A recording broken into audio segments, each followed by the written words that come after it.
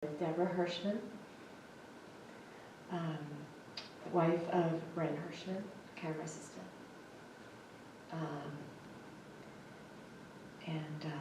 Deborah, why are you here with us today?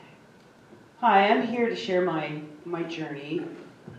I was married to Brent for 9+ years. A year to the day that he died, we bought our first home.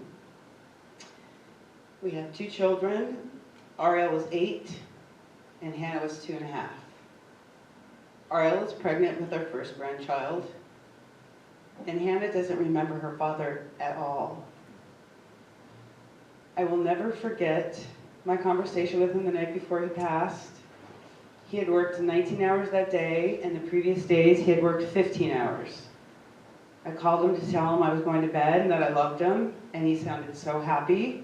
He said, "We're going to be wrapping soon, I'll be home to kiss you goodnight." So I went to bed. Thankfully, I did not wake up. And I got up in the morning and I knew something was wrong. He wasn't there.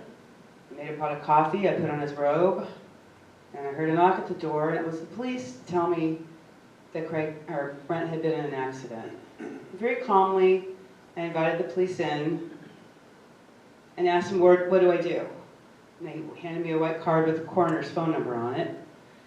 And they left, and then I called my parents, and I said, "Mom, you gotta come over, Brent was in an accident." And she said, "Well, where is he?" And I laughed and I said, "He's in heaven."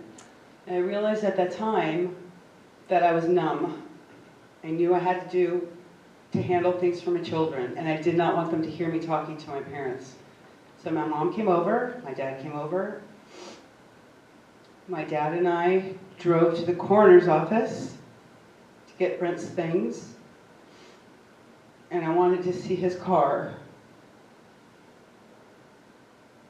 So my dad and I drove to the tow truck company, and the guy at the front desk told me not to look at the car because Brent flew off the freeway and he was decapitated. Again, I was calm. We went to his car, I made sure his camera equipment was out, and he belonged as he had left in there. And we went home, and I had to tell my children about their father. Again, numb.